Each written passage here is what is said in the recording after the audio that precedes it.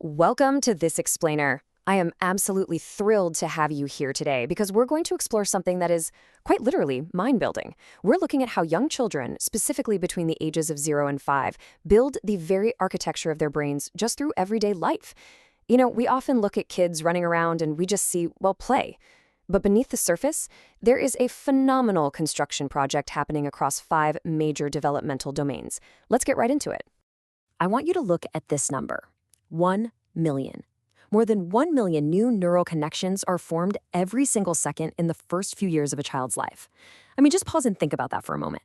Every second, 1 million microscopic bridges are being built in a toddler's brain.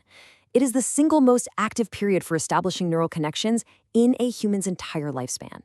And the environments we create, the ways we interact with them, it all directly influences exactly how those million connections per second get wired. Okay. Let's dive into this. Here is our structural blueprint for today. 1. Building the brain. 2. Physical and adaptive skills. 3. Cognitive and language domains. 4. Social and emotional growth. And finally, 5. Bringing it all together with a holistic child. Starting right at the top with Section 1, Building the Brain, a foundation for the future. There's a quote here that really hits the nail on the head. The connections that form early provide either a strong or weak foundation for the connections that form later. It's like building a house, right? The brain builds simple, basic neural connections first, and those simple circuits pave the way for highly complex ones later on down the road. And here's a detail that is absolutely crucial. As we age, the brain's ability to adapt, what scientists call brain plasticity, actually declines. After that initial period of explosive growth, the brain starts refining itself through a process called pruning to make its circuits more efficient. That's exactly why those first few years are so incredibly vital. They are setting the structural integrity for the rest of that person's life. Moving on to Section 2, Physical and Adaptive Skills. Basically, bodies in motion.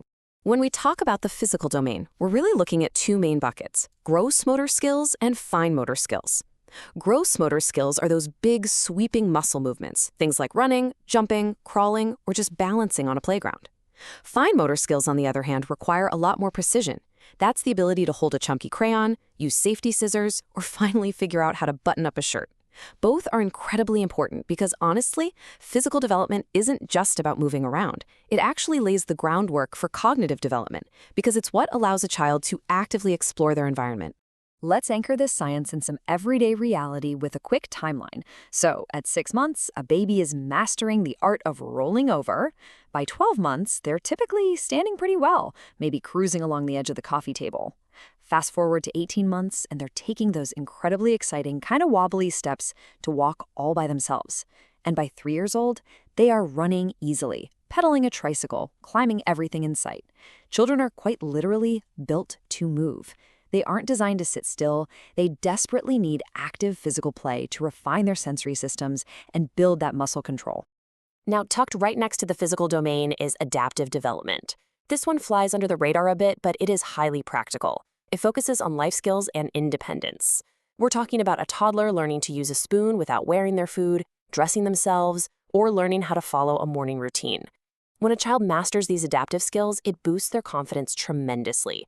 It gives them a real sense of autonomy and is a massive factor in how ready they're going to be to enter a structured school environment. All right, on to Section 3, Cognitive and Language Domains, Thinking and Communicating. Cognitive development is the heavy lifting of the brain. It's all about how children think, reason, and solve problems. It covers memory, attention, and pure creativity. And how do you think children build these cognitive skills? Mostly through hands-on exploration and play. When a child is trying to snap building blocks together, or asking you why for the 100th time, or stubbornly working on a puzzle, they are actively constructing their cognitive abilities. Their rapidly developing brain is just absorbing visual, tactile, and auditory information to make sense of the world. Now, what's really interesting about language development is that it isn't just about speaking. It's this profound ability to express, to understand, and to actually connect with other humans. Sure, it obviously includes vocabulary growth, but it also heavily relies on listening skills and nonverbal communication. A baby closely watching their mother's lips or using pre-verbal grunts and points to tell you they want a toy, that is all deep, foundational language development. Let's look at how wildly fast this progresses. A newborn communicates pretty much entirely through crying, but by 6 months, you'll start hearing consonants mixed into their babbling. Those classic ba ba ba or da da da sounds. At 12 months, a huge shift happens. They actually start understanding and responding to simple commands, like stopping when you say no. By 18 months, they're saying several individual words, and by 3 years old, about 75% of their speech is actually intelligible to a total stranger. It is a stunningly fast jump from simple little sounds to complex connective communication. Which brings us to section 4. Social and emotional growth. Connecting with others. Healthy emotional development means a child is learning to manage their basic feelings. And those feelings are big, from immense bubbly joy to deep floor-pounding frustration. They learn to regulate these emotions through healthy interactions with the adults who care for them. Meanwhile, social development is running right alongside that, and that's about successfully functioning with other people. It's about interacting safely with peers, learning the incredibly tough concept of sharing, cooperating, and building those very first friendships.